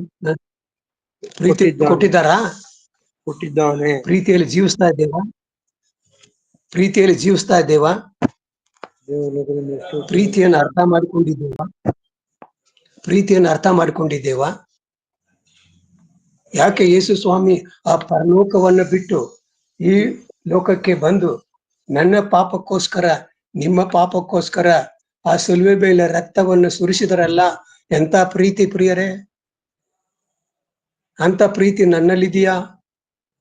ನಮಗ್ ತೋರಿಸಿದ್ದಾರೆ ಪ್ರೀತಿಯನ್ನ. ಆ ಪ್ರೀತಿಯಲ್ಲಿ ಜೀವಿಸ್ತಾ ಇದ್ದೇವಾ? ಇಲ್ಲ.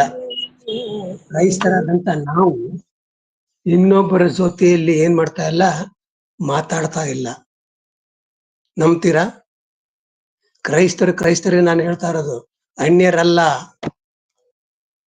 ಸರ್ ಈಗ ಸಾಬ್ರೆ ಇನ್ನೊಂದು ಏನಿದೆ, ಈಗ ಮಕ್ಕಳೇ ಮಾತಾಡಲ್ಲ ಸರ್ ತಂದೆ ತಾಯಿಗಳಿಗೆ. ಸರಿಯಾಗಿರ್ಬೇಕು. ಕ್ರಿಸ್ತ ಕುಟುಂಬದಲ್ಲೇ ನಾವು ದಿನ ವಾಕ್ಯ ಕೇಳ್ತೀವಿ, ದಿನ ದೇವ್ರ ಇದು ಮಾಡ್ತಾ ಇದೀವಿ, ಆದ್ರೆ ಆ ಮಕ್ಕಳುಗಳೇ ತಂದೆ ತಾಯಿಗೆ ನೋಡ್ಕೊಳ್ಳಲ್ಲ ಸರ್. ಇದೇನ್ ಹೇಳ್ಬೇಕು ನಾವು? ಅದೇ ನೋಡ್ರಿ, ಅದನ್ನೇ ನೀವು ಹೇಳಿದ್ದು ಇನ್ನೂ ಬಹಳ ಪ್ರಾಮುಖ್ಯವಾಗಿದ್ದು. ಸ್ವಂತ ಮಕ್ಕಳೇ ಏನಂತಂದ್ರೆ ತಂದೆ ತಾಯಿಯ ಮೇಲೆ ಪ್ರೀತಿ ಅನ್ನುವುದು ಇಲ್ಲವೇ ಇಲ್ಲ. ಯಾಕೆ ಅಂತ ಹೇಳಿದ್ರೆ ಅವರು ಯೇಸು ಸ್ವಾಮಿಯ ಪ್ರೀತಿಯನ್ನ ಏನ್ ಮಾಡಿಲ್ಲ, ಅರ್ಥ ಮಾಡಿಕೊಂಡಿಲ್ಲ. ಇವತ್ತಂದಲ್ಲಿ ನಾನು ಅರ್ಥ ಮಾಡಿಕೊಂಡ್ರೆ, ಯೋಹಾನನ ಬರೆದ ಸುವಾರ್ತೆ 3:16 ಅರ್ಥ ಮಾಡಿಕೊಂಡ್ರೆ, ಖಂಡಿತವಾಗಿ ನಾನೇನ್ ಮಾಡ್ತೇನೆ, ನನ್ನ ತಂದೆಯನ್ನ ಪ್ರೀತಿ ಮಾಡ್ತೇನೆ, ನನ್ನ ತಾಯಿಯನ್ನ ಪ್ರೀತಿ ಮಾಡ್ತೇನೆ, ನನ್ನ ಸಹೋದರನನ್ನ ಪ್ರೀತಿ ಮಾಡ್ತೇನೆ, ಆಮೇಲೆ ಇನ್ನು ನನ್ನ ಸ್ನೇಹಿತರನ್ನು ಕೂಡ ನಾನು ಪ್ರೀತಿ ಮಾಡ್ತೇನೆ. ಅದು ನಮ್ಮಲ್ಲಿ ಬರಬೇಕು. ಅದು ಬರದೇ ಹೋದಂತ ಪಕ್ಷದಲ್ಲಿ ನಾವೇನ್ ಮಾಡ್ಲಿಕ್ಕೆ ಸಾಧ್ಯವಿಲ್ಲ. ಆ ಪ್ರೀತಿಯನ್ನ ನಾವು ಅದರಂತೆ ನಡೀಲಿಕ್ಕೆ ನಮಗೆ ತೊಂದರೆ ಆಗುವಂತದ್ದಾಗಿದೆ. ಪ್ರೀತಿಯನ್ನು ಅಳವಡಿಸಿಕೊಳ್ಳಬೇಕಾಗಿದೆ. ನಮ್ಮ ಜೀವನದಲ್ಲಿ ಪ್ರೀತಿ ಎನ್ನುವುದು ಎಷ್ಟು ಪ್ರಾಮುಖ್ಯವಾಗಿದೆ ಅಂತ ಹೇಳಿ ನಾವು ನೋಡುವಾಗ, ಕ್ರೈಸ್ತ ಸಭೆಯಲ್ಲಿ ಏನ್ ಮಾಡಿದ ಪೌಲನು, ಪ್ರತಿ ಒಂದೊಂದು ಸಭೆಯಲ್ಲಿ ಆತನ ಏನ್ ಮಾಡ್ತಾ ಇದ್ದ, ಪ್ರೀತಿಯ ವಿಷಯದಲ್ಲಿ, ನಂಬಿಕೆಯ ವಿಷಯದಲ್ಲಿ ಅವನೇನ್ ಮಾಡ್ತದ ಅಂತಂದ್ರೆ ಹೇಳ್ತಾ ಇದ್ರು. 1 ಕೊರಿಂಥ 13ನೇ ಅಧ್ಯಾಯ 13ನೇ ವಚನ ಓದ್ರಿ ಯಾರಾದರೂ. 1 ಕೊರಿಂಥ 13ನೇ ಅಧ್ಯಾಯ 13ನೇ ವಚನ.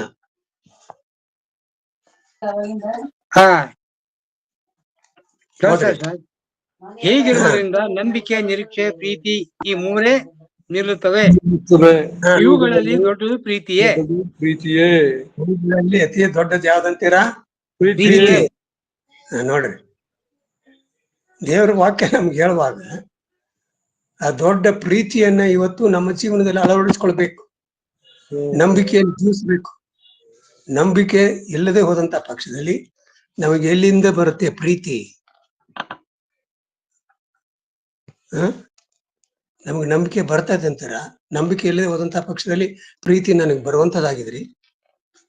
ನೋಡ್ರಿ ಎಷ್ಟು ಸುಂದರವಾಗಿ ನಮಗೆ ಸತ್ಯ ವೇದ ನಮಗೆ ತಿಳಿಸುವಂತದ್ದಾಗಿದೆ. ಕೆಲವು ಕ್ರೈಸ್ತ ಸಭೆಗಳು 1 ಸಾರಿ ರಕ್ಷಿಸಲ್ಪಟ್ಟರೆ ಸಾಕು. ನಾವು 1 ಸಾರಿ ಏನ್ ಮಾಡಿದ್ದೇವೆ, ದೀಕ್ಷಾ ಸ್ನಾನ ತಗೊಂಡಿದ್ದೇವೆ, ಸಾಕು. ಇನ್ನು ದೇವರ ಹತ್ರ ಬರೋದಕ್ಕೆ ಬರಬೇಕಾದಂತ ಅವಶ್ಯಕತೆ ಇಲ್ಲ. ಸದಾ ಕಾಲಕ್ಕೂ ನಾವೇನಾಗಿದ್ದೇವೆ, ರಕ್ಷಿಸಲ್ಪಡುತ್ತೇವೆ ಎಂದು ನಂಬುತ್ತೇವೆ. ನಾವು ರಕ್ಷಣೆ ಹೊಂದಿದ್ದೇವೆ ಬಿಡ್ರಿ. ಯಾವಾಗ ಬ್ಯಾಪ್ಟಿಸಮ್ ತಗೊಂಡ ತಕ್ಷಣ ಆಯ್ತು, ನಾವೇನಾಗಿದ್ದೇವೆ, ಕ್ರೈಸ್ತರಾಗಿದ್ದೇವೆ. ಸಭೆಗೆ ಬರಬಾರ್ದಾ? ದೇವರ ವಾಕ್ಯ ಕೇಳಬಾರ್ದಾ? ಕ್ರಿಸ್ತರು ಹೇಳ್ತಾರೆ, ನಮಗೋಸ್ಕರ ಯೇಸು ಕ್ರಿಸ್ತ ರಕ್ತ ಸುರಿದ ಮೇಲೆ ನಮ್ಮ ಪಾಪ ಎಲ್ಲ ಪರಿಹಾರ ಆಯ್ತು. ಮತ್ತೆ ಕೆಲವರು ಪ್ರಶ್ನೆ ಮಾಡ್ತಾರೆ ಸರ್. ಹೌದೌದು, ಅದನ್ನೇ ನಾನು ಹೇಳ್ತಾ ಇರೋದು ನಿಮ್ಗೆ. ಇವಾಗ ಕೆಲವ್ರು ಏನಂತಂದ್ರೆ, ಆಯ್ತು ಮುಗಿದೋಯ್ತಲ್ಲ, ಎಲ್ಲ ಕೇಳ್ಕೊಂಡಿದ್ದೀವಲ್ಲ, ಇನ್ಯಾಕೆ ನಾನು ಸಭೆಗೆ ಬರ್ಬೇಕು, ಇನ್ಯಾಕೆ ಈ ಕೂಟಕ್ಕೆ ನಾನು ಬರ್ಬೇಕು? ಅದೆಲ್ಲ ಸಾಲದು ಪ್ರಿಯರೇ. ಪ್ರತಿ ನಿತ್ಯವೂ ಆತನ ಸಾನ್ನಿಧ್ಯಕ್ಕೆ ಬರಬೇಕಾಗಿದೆ. ಪ್ರತಿ ನಿಮಿಷದಲ್ಲಿ ನಾನು ದೇವರನ್ನ ಕೊಂಡಾಡಬೇಕಾಗಿದೆ. ಆದರೆ ಪೌಲನು ಮೇಲಿನ ವಾಕ್ಯಗಳಲ್ಲಿ ಇದಕ್ಕೆ ವ್ಯಕ್ತಿತ್ವವಾಗಿ ಕ್ರೈಸ್ತರನ್ನು ನಂಬಿಕೆಯಲ್ಲಿ ಯಾವಾಗಲೂ ದೃಢಚಿತ್ತರಾಗಿರ್ರಿ, ಚಂಚಲವಾಗಬೇಡಿರಿ ಎಂದು ಎಚ್ಚರಿಸುತ್ತಾನೆ. ನೋಡ್ರಿ, ತಿರ್ಗಾ ಪೌಲನು ಏನ್ ಮಾಡ್ತಾನೆ? ದೃಢವಾಗಿ ನಿಂತ್ಕೊಳ್ರಿ, ನೀವು ಕ್ರೈಸ್ತರಾಗಿದ್ದೀರಲ್ಲ, ದೃಢವಾಗಿ ನಿಂತ್ಕೊಳ್ರಿ, ಚಂಚಲ ಬೇಡ್ರಿ.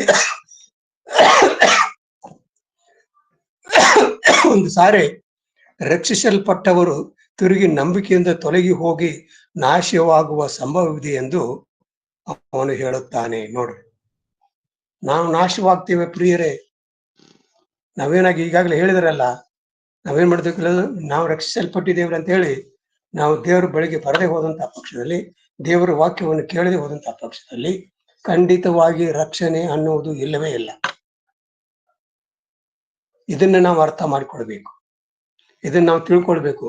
ಬಹಳ ಖಂಡಿತವಾಗಿ ಪೌಲನು ಏನ್ ಮಾಡ್ತಾ ಇದ್ದ? ಸಭೆಯಲ್ಲಿ ಹೇಳ್ತಾ ಇದ್ದ, ಸಭೆಗೆ ತಿಳಿಸ್ತಾ ಇದ್ದ, ಸಭೆಯವರು ಅರ್ಥ ಮಾಡಿಕೊಳ್ತಾ ಇದ್ರು, ಅದರಂತೆ ಅವರು ನಡೆದುಕೊಳ್ತಾ ಇದ್ರು. ಆದ್ದರಿಂದ ದೃಢ ನಂಬಿಕೆಯಲ್ಲಿ ಯಾವಾಗಲೂ ಮುಂದುವರಿಯಿರಿ ಎಂದು ಪೌಲನು ಹೇಳುವ ಮಾತಿನ ಪ್ರಾಮುಖ್ಯತೆ ಏನಿದೆ? ಈಗಾಗಲೇ ನಾನು ಹೇಳಿದೆ, ಅದರ ಪ್ರಾಮುಖ್ಯತೆ ಏನು?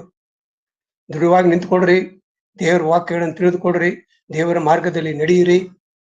ದೇವರು ನಿಮಗೆ ಬೇಕಾದಂತ ಆಶೀರ್ವಾದವನ್ನು ಕೊಡ್ತಾರೆ, ನಿಮಗೆ ಬೇಕಾದಂತ ಕೆಲಸಗಳನ್ನು ಕೊಡ್ತಾರೆ. ದೇವರು ಕೊಡ್ತಾರೆ, ಮನುಷ್ಯರು ಕೊಡಬೇಕಾದಂತ ಅವಶ್ಯಕತೆ ಇಲ್ಲ. ದೇವ್ರು ಏನ್ ಮಾಡ್ತಾರೆ? ನಮಗೆ ಯಾವ ಕೆಲಸ ಬೇಕೋ ಅದನ್ನೇನ್ ಮಾಡೋರಾಗಿದ್ದಾರೆ? ಕೊಡುವರಾಗಿದ್ದಾರೆ, ನಡೆಸುವರಾಗಿದ್ದಾರೆ. ಅಂತ ದೇವರು ಇವತ್ತಿನಲ್ಲಿ ನನ್ನ ಜೊತೆಯಲ್ಲಿ ಮತ್ತು ನಿಮ್ಮ ಜೊತೆಯಲ್ಲಿ ಇದ್ದಾರೆ ಪ್ರಿಯರೇ. ಆದರೆ ನಾವು ಆಯ್ಕೆ ಮಾಡಬೇಕಾದ್ರೆ ಎಚ್ಚರಿಕೆಯಿಂದ ಆಯ್ಕೆ ಮಾಡಬೇಕು. ಯಾವುದನ್ನ ಆಯ್ಕೆ ಮಾಡ್ತೀರಿ? ಯೇಸು ಸ್ವಾಮಿ ಜೊತೆಯಲ್ಲಿ ನಂಬಿಕೆಯಿಂದ ಜೀವಿಸಲಿಕ್ಕೆ ಆಯ್ಕೆ ಮಾಡ್ತೀರಾ? ಅಥವಾ ನಾನು ಒಂದ್ಸಾರಿ ತಿಳಿದುಕೊಂಡಿದ್ದೇನೆ, ಇನ್ನು ನನಗೆ ತಿಳಿದುಕೊಳ್ಳಬೇಕಾದಂತ ಅವಶ್ಯಕತೆ ಇಲ್ಲ ಅಂತೇಳಿ ಆಲೋಚನೆ ಮಾಡೋರಾಗಿದ್ದೇವೆ? ನಮ್ಮನ್ನ ನಾವು ಪ್ರಶ್ನೆ ಮಾಡಿಕೊಳ್ಳೋಣ. ಇವತ್ತಿನಲ್ಲಿ ನಮ್ಮನ್ನ ನಾವು ಕೇಳಿಕೊಳ್ಳೋಣ. ನಾವು ಬರಬೇಕಾಗಿದೆ, ಕೇಳ್ಕೊಳ್ಬೇಕಾಗಿದೆ, ತಿಳಿದುಕೊಳ್ಳಬೇಕಾಗಿದೆ.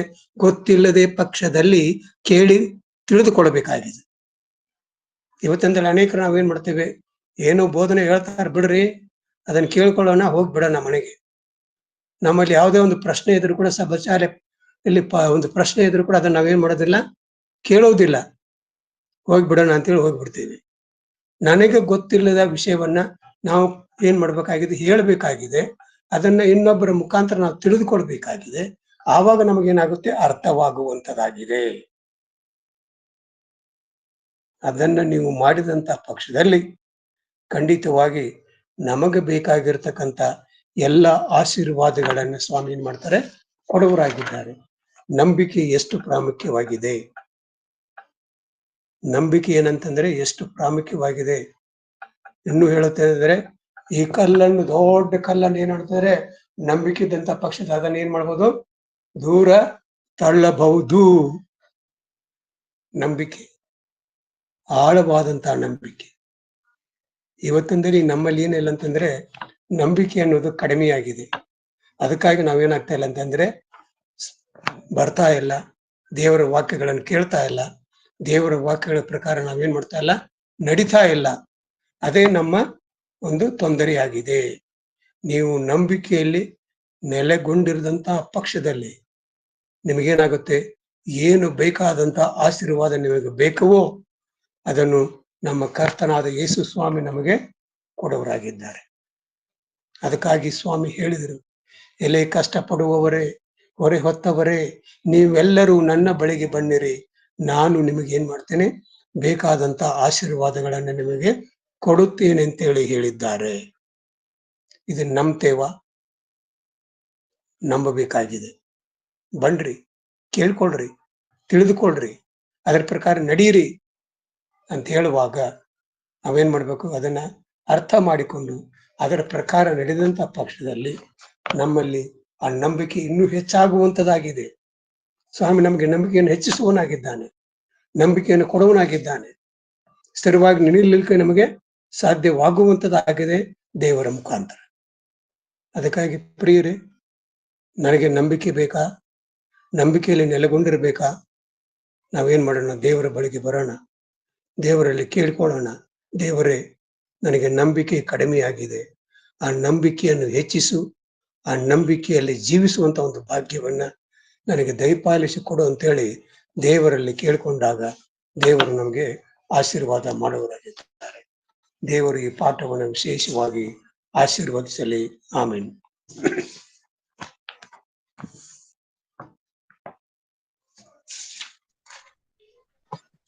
ಉತ್ತಮವಾದಂತಹ ಪಾಠಕ್ಕಾಗಿ ಬೋಧಕರಿಗೆ ಧನ್ಯವಾದಗಳನ್ನ ಕೋರ್ತೇನೆ. ಈ ಸಮಯದಲ್ಲಿ ಈ ಪಾಠದ ಕುರಿತಾಗಿ ಆ ಪ್ರಶ್ನೆಗಳೇನಾದ್ರೂ ಇದ್ರೆ, ಹಂಚಿಕೊಳ್ಳುವಂತ ವಿಚಾರಗಳಿದ್ರೆ ದಯಮಾಡಿ ಹಂಚಿಕೊಳ್ಳಬೇಕೆಂಬುದಾಗಿ ಕೇಳ್ಕೊಳ್ತೇನೆ.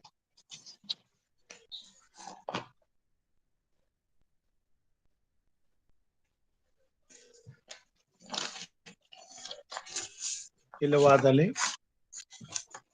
ನಾವು ಮುಕ್ತಾಯಕ್ಕೆ ಹೋಗೋಣ. ಪ್ರಾರ್ಥನೆ ವಿಜ್ಞಾಪನೆಗಳಿಗೆ ಈ ಸಮಯವಿದೆ. ಪ್ರಾರ್ಥನೆ ವಿಜ್ಞಾಪನೆಗಳನ್ನ ದಯಮಾಡಿ ಹಂಚಿಕೊಳ್ಬೇಕೆಂಬುದಾಗಿ ಕೇಳ್ಕೊಳ್ತೇನೆ. ನಮ್ಮ ಮಧ್ಯದಲ್ಲಿ ಸಹೋದರ ಚಿನ್ನಪ್ಪ ಸಾತ್ವಿಕ್ ಅವರಿದ್ದಾರೆ. ಅವರು ನಮ್ಮನ್ನ ಪ್ರಾರ್ಥನೆ ನಡೆಸಬೇಕೆಂಬುದಾಗಿ ನಾನು ಆಫೀಸಲ್ಲಿ ಇದ್ದೀನಿ ಸರ್. ಮಾಸ್ಟರ್, ಓಕೆ ಓಕೆ ಕೇಳಿಸ್ಕೊತಾ ಇದ್ದೀನಿ. ಬೋಧಕರೇ, ನಮ್ಮ ಬಳ್ಳಾರಿ ಬೋಧಕರೇ, ಸಭೆಗಾಗಿ ನಮಗಾಗಿ ಸಲ್ಮಾನ್ ಅವರು. ಪ್ರಾರ್ಥನೆ ಮಾಡಿ. ನಮ್ಮ ಬಳ್ಳಾರಿ ಸಭೆಗಾಗಿ ನಮಗಾಗಿ ಪ್ರಾರ್ಥನೆ ಮಾಡಿ. ಪಾಸ್ಟರ್ ಸಾಲಮನ್ ಅವರು ಪ್ರಾರ್ಥನೆ ಮಾಡಿ ಅಂತ್ಯಾಶೀರ್ವಾದವನ್ನು ಕೊಡಬೇಕೆಂದು ಕೇಳ್ಕೊಳ್ತಾರೆ. ಸರ್ ಓಕೆ, ಪ್ರಾರ್ಥನೆ ಮಾಡೋಣ. ಅರ್ಚನಾ ಅಂತ ಹೇಳಿ ಒಂದು ಪ್ರೇರ್ ಮಾಡಿ ಸರ್ ಗರ್ಭಫಲಕ್ಕಾಗಿ. ಓಕೆ. ಕೃಪೆಯಲ್ಲಿ ಐಶ್ವರ್ಯವುಳ್ಳ ನಮ್ಮ ಪ್ರೀತಿಯುಳ್ಳ ಕರುಣೆಯುಳ್ಳ ತಂದೆಯಾದ ದೇವರೇ, ಮತ್ತೊಂದು ಈ ಸಂಜೆ ವೇಳೆಯಲ್ಲಿ ಸ್ವಾಮಿ, ನಿನ್ನ ಮಕ್ಕಳಾದ ನಾವುಗಳು ಈ ಮಾಧ್ಯಮದ ಮುಖಾಂತರವಾಗಿ ಸೇರಿಕೊಂಡು ಈ ದಿನದ ಪಾಠಗಳನ್ನ ನಿನ್ನ ಪ್ರಿಯ ಸೇವಕರ ಮುಖಾಂತರವಾಗಿ ಕಲಿತಕ್ಕಂಥ ಭಾಗ್ಯವನ್ನು ಕೊಟ್ಟದಕ್ಕೋಸ್ಕರ ನಿಮಗೆ ಸ್ತೋತ್ರಗಳನ್ನು ಅರ್ಪಿಸ್ತೇವೆ ಸ್ವಾಮಿ. ಈ ದಿನದ ಪಾಠಗಳನ್ನ ವಿವರವಾಗಿ ತಿಳಿಸಿಕೊಟ್ಟಂತ ನಿನ್ನ ಪ್ರಿಯ ಸೇವಕರನ್ನ ಆಶೀರ್ವಾದ ಮಾಡು. ಹಾಗೂ ಸ್ವಾಮಿ, ಇಂದು ಅನೇಕರು ಕೆಲವು ಪ್ರಾರ್ಥನೆಗಳಿಗಾಗಿ ಕೇಳ್ಕೊಂಡಿದ್ದಾರೆ ಸ್ವಾಮಿ. ಅವರನ್ನ ನಿನ್ನ ಹಸ್ತಕ್ಕೊಪ್ಪಿಸ್ಕೊಡುತ್ತೇವೆ. ಯಾರ್ಯಾರು ಏನೇನು ಕಷ್ಟಗಳು ಅನುಭವಿಸ್ತಿದ್ದಾರೆ ನಮಗೆ ಗೊತ್ತಿಲ್ಲ ಸ್ವಾಮಿ. ಅವರನ್ನ ನಿನ್ನ ಪರಮ ಹಸ್ತದ ಅಡಿಯಲ್ಲಿ ಸ್ವಾಮಿ ಅವ್ರನ್ನ ಒಪ್ಪಿಸಿಕೊಡತಕ್ಕಂಥವರಾಗಿದ್ದೇವೆ. ಸಹೋದರಿ ಅರ್ಚನೆಗಾಗಿ ಪ್ರಾರ್ಥಿಸುವಂತವರಾಗಿದ್ದೇವೆ. ಅವರ ಸಮಸ್ಯೆಗಳು ಏನಿದೆಯೋ ನನಗೆ ಗೊತ್ತಿಲ್ಲ ಸ್ವಾಮಿ, ಆದರೆ ಎಲ್ಲವನ್ನು ನೀವು ಬಲ್ಲವರಾಗಿದ್ದೀರಿ. ಅನೇಕರು ನಾನಾ ವಿಧವಾದಂಥ ಸಮಸ್ಯೆಗಳನ್ನು ಅನುಭವಿಸ್ತಿದ್ದಾರೆ. ಅವರೆಲ್ಲರನ್ನ ಸಮಸ್ಯೆಗಳನ್ನ ನಿನ್ನ ಹಸ್ತಕ್ಕೊಪ್ಪಿಸ್ಕೊಡುತ್ತೇವೆ ಸ್ವಾಮಿ. ನಮ್ಮ ಉದ್ಧಾರಕನು, ನಮ್ಮ ನಾಯಕನು, ನಮ್ಮ ವಿಮೋಚಕನು ನೀನಾಗಿರುವುದರಿಂದ ನಿಮ್ಮ ಸನ್ನಿಧಾನದಲ್ಲಿ ಬಂದು ಬೇಡಿಕೊಳ್ಳುವಂಥ ಪ್ರತಿಯೊಂದು ವಿಜ್ಞಾಪನೆಗಳನ್ನ ನೀನು ಲಾಲಿಸುವನಾಗಿದ್ದಿ ಎಂಬುದಾಗಿ ನಾವು ತಿಳಿದುಕೊಂಡು ನಿಮ್ಮ ಪಾದಡಿಗೆ ಬಂದಿದ್ದೇವೆ ಸ್ವಾಮಿ. ಈ ಪ್ರಾರ್ಥನೆಯನ್ನ ನೀನು ತಳ್ಳಿಬಿಡಬೇಡ ಸ್ವಾಮಿ.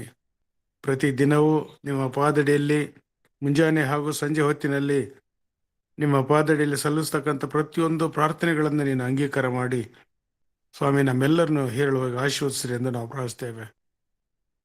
ನಮ್ಮ ನೀಚತನದಿಂದ, ನಮ್ಮ ದರಿದ್ರತನದಿಂದ ಸ್ವಾಮಿ ನೀನು ನಮ್ಮನ್ನು ತಳ್ಳಲಿಲ್ಲ, ನಮ್ಮನ್ನು ದೂಷಿಸಲಿಲ್ಲ. ನಮ್ಮನ್ನ ಮಕ್ಕಳೆಂಬುದಾಗಿ ನೀನು ಸ್ವೀಕರಿಸಿದ್ದಕ್ಕಾಗಿ ಸ್ತೋತ್ರ ದೇವರೇ. ನಾವು ತಿಳಿಯದೋ ಮಾಡಿರ್ತಕ್ಕಂಥ ಅನೇಕ ತಪ್ಪುಗಳಿಗಾಗಿ ನಾವು ನಿಮ್ಮಲ್ಲಿ ಕ್ಷಮಾಪಣೆಯನ್ನು ಬೇಡುವಂತರಾಗಿದ್ದೇವೆ. ಹಾಗೂ ಸಹೋದರ ರವಿ ಪ್ರತಿನಿಧಿಸ್ತಕ್ಕಂಥ ಬಳ್ಳಾರಿ ಸಭೆಗೆ ಪ್ರಾರ್ಥಿಸ್ತೇವೆ ಸ್ವಾಮಿ. ಆ ಸಭೆ ಕಟ್ಟಲ್ಪಡಲಿಕ್ಕಾಗುವಂತೆ ಎಲ್ಲ ವ್ಯವಸ್ಥೆಗಳು ನಿನ್ನಿಂದ ಆಗಲೆಂದು ನಾವು ಪ್ರಾರ್ಥಿಸ್ತೇವೆ. ಹಾಗೂ ಇನ್ನೂ ಅನೇಕ ವಿಚಾರಗಳನ್ನು ಸ್ವಾಮಿ ನಿಮ್ಮ ಪಾದಡಿಯಲ್ಲಿ ತಂದಿಲ್ಲ. ಅವ್ರು ಯಾರ್ಯಾರು ನಮ್ಮ ಈ ಝೂಮ್ ಕುಟುಂಬದಲ್ಲಿರ್ತಕ್ಕಂಥವ್ರು ಯಾರ್ಯಾರು ಸಮಸ್ಯೆಗಳು ಒಳಗಾಗಿದ್ದಾರೋ ಆ ಸಮಸ್ಯೆಗಳನ್ನೆಲ್ಲವನ್ನು ನೀವು ತೆಗೆದುಹಾಕಿ ಸಂಪೂರ್ಣವಾದಂಥ ಆರೋಗ್ಯ ಆಯುಷ್ಗಳನ್ನು ಹಾಗೂ ಉತ್ತಮವಾದಂಥ ಕಾಲಗಳನ್ನು ನಮ್ಮ ಪ್ರಿಯರು ಅನುಭವಿಸ್ಲಿಕ್ಕಾಗುವಂತೆ ನೀನು ಕೃಪೆ ತೋರಿಸಿರೆಂದು ನಾವು ಪ್ರಾರ್ಥಿಸ್ತೇವೆ. ಎಲ್ಲ ಘನ ಮಾನ ಮಹಿಮೆಗಳು ನಿಮಗೆ ಸಲ್ಲಲಿ ಸ್ವಾಮಿ. ಶಾಲೆಗಳಿಗಾಗಿ ಪ್ರಾರ್ಥಿಸ್ತೇವೆ, ಸಭೆಗಳಿಗಾಗಿ ಪ್ರಾರ್ಥಿಸ್ತೇವೆ. ಎಲ್ಲೆಲ್ಲಿ ಶಾಲೆಯಲ್ಲಿ ಸ್ವಾಮಿ ಅನೇಕ ಹಾಜರಾತಿಗಳು ಕಡಿಮೆಯಾಗಿದ್ದಾವೋ ಅದನ್ನು ನಿಮಗೆ ಗೊತ್ತಿಟ್ಟು ಕರ್ತನೆ ಯಾಕೆ ಎಂಬುದಾಗಿ. ಒಂದು ಪಕ್ಷ ಸ್ವಾಮಿ ಅಲ್ಲಿರ್ತಕ್ಕಂಥ ಆಡಳಿತದ ವಿಫಲತೆ ಇದ್ದಂಥ ಪಕ್ಷದಲ್ಲಿ ಸ್ವಾಮಿ ನಿನ್ನ ಹಸ್ತಕ್ಕೊಪ್ಪಿಸ್ಕೊಡುತ್ತೇವೆ. ನಾಳೆ ನಡೀತಕ್ಕಂಥ ಸೌತ್ ಸೆಂಟ್ರಲ್ ಇಂಡಿಯನ್ ಯೂನಿಯನ್ನ ಎಕ್ಸಿಕ್ಯೂಟಿವ್ ಕಮಿಟಿಗಾಗಿ ನಾವು ಪ್ರಾರ್ಥಿಸುವಂತರಾಗಿದ್ದೇವೆ. ಅದರಲ್ಲಿ ಭಾಗವಹಿಸ್ತಕ್ಕಂಥ ಪ್ರತಿಯೊಬ್ಬೊಬ್ಬರು ಉತ್ತಮವಾದಂಥ ತೀರ್ಮಾನವನ್ನು ಅವರು ತೆಗೆದುಕೊಳ್ಳಲಿಕ್ಕೆ ಸಹಾಯ ನೀಡು ಸ್ವಾಮಿ. ಅವರವರ ಸ್ವಂತ ಜ್ಞಾನದಿಂದಲ್ಲ ಸ್ವಾಮಿ, ನೀನು ಅವರ ನಾಯಕನಾಗಿದ್ದು ಅವ್ರನ್ನ ನಡೆಸು ಕರ್ತನೆ.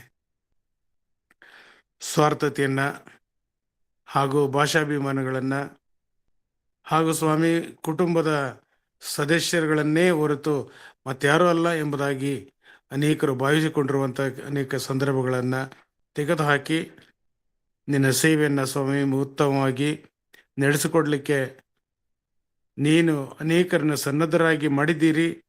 ಅವರ ಮುಖಾಂತರವಾಗಿ ನಿನ್ನ ಸೇವೆ ಮುಂದೂಡಲಿ ಸ್ವಾಮಿ.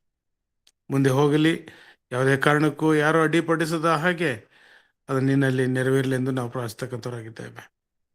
ಹಾಗೂ ಸ್ವಾಮಿ, ಎಲ್ಲೆಲ್ಲಿ ಸುವಾರ್ತೆಯು ಸಾರಲ್ಪಡುತ್ತಿದೆಯೋ ಅಂತ ಪ್ರಿಯ ಮಕ್ಕಳಿಗೆ ಪ್ರಾರ್ಥಿಸ್ತಕ್ಕಂಥವರಾಗಿದ್ದೇವೆ.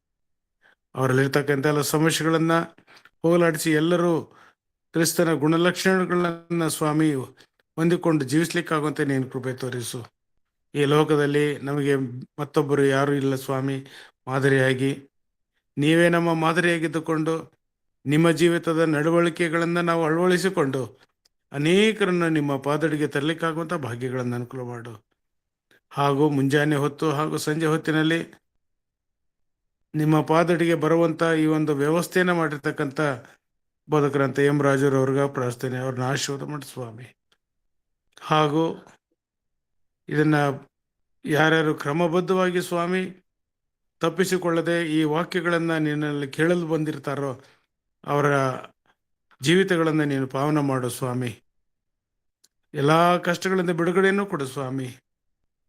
ನಿಮ್ಮ ಆಶೀರ್ವಾದಗಳನ್ನು ಹೊಂದಿಕೊಂಡು ಸಂತೋಷವಾದಂಥ ಜೀವಿತವನ್ನು ಮಾತ್ರವಲ್ಲ, ಯಶಸ್ಸಾದ ಜೀವಿತವನ್ನು ಜೀವಿಸ್ಲಿಕ್ಕಾಗುವಂತೆ ನೀಂತಾನೆ ಕಾರ್ಯ ಮಾಡಿ ನಮ್ಮೆಲ್ಲರ ಮುಖಾಂತರವಾಗಿ ನೀವು ಮಹಿಮೆ ಹೊಂದಿ ನಮಗೆ ಸುಖಕರವಂಥ ನಿದ್ರೆಯನ್ನು ದಯಪಾಲಿಸಿಕೊಟ್ಟು ನಿಮ್ಮನ್ನು ಸ್ತುತಿಸಲು ಮತ್ತೊಂದು ಉದಯಕಾಲವನ್ನು ನಮ್ಮೆಲ್ಲರಿಗೂ ಅನುಗ್ರಹಿಸಿಕೊಡಬೇಕಾಗಿ ಯೇಸು ಕ್ರಿಸ್ತರ ಪಾದಡಿಯಲ್ಲಿ ದೀನರಾಗಿ ಅತ್ಯಂತ ವಿನಯದಿಂದ ತಾಳ್ಮೆಯಿಂದ ಬೇಡಿದ್ದೇವೆ ತಂದೆಯೇ, ಆಮೆನ್. ಪರಲೋಕದ ಪ್ರಾರ್ಥನೆಯನ್ನು ಮಾಡೋಣ. ಪರಲೋಕದಲ್ಲಿರುವ ನಮ್ಮ ತಂದೆಯೇ, ನಿನ್ನ ನಾಮವು ಪರಿಶುದ್ಧಪಡಲಿ, ನಿನ್ನ ರಾಜ್ಯವು ಬರಲಿ, ನಿನ್ನ ಚಿತ್ತವು ಪರಲೋಕದಲ್ಲಿ ನೆರವೇರ ಪ್ರಕಾರ ಭೂಲೋಕದಲ್ಲಿ ನೆರವೇರಲಿ. ನಮ್ಮ ಅನುದಿನದ ಆಹಾರವನ್ನು ಇವತ್ತು ದಯಪಾಲಿಸಿಕೊಡು. ನಮಗೆ ತಪ್ಪು ಮಾಡೋರನ್ನ ನಾವು ಕ್ಷಮಿಸುವಂತೆ ನಮ್ಮ ತಪ್ಪುಗಳನ್ನು ಕ್ಷಮಿಸು. ನಮ್ಮನ್ನು ಶೋಧನೆಯೊಳಗೆ ಸೇರಿಸದೆ ಕೇಡಿನಿಂದ ತಪ್ಪಿಸು. ಯಾಕಂದರೆ ರಾಜ್ಯವು, ಬಲವು, ಮಹಿಮೆ ಸದಾಕಾಲವು ನಿಮ್ಮದೇ ಸ್ವಾಮಿ. ಆಮೇನ್. ಓಕೆ, ಕರ್ತನ ಆಶೀರ್ವಾದವನ್ನು ಹೊಂದಿಕೊಳ್ಳೋಣ.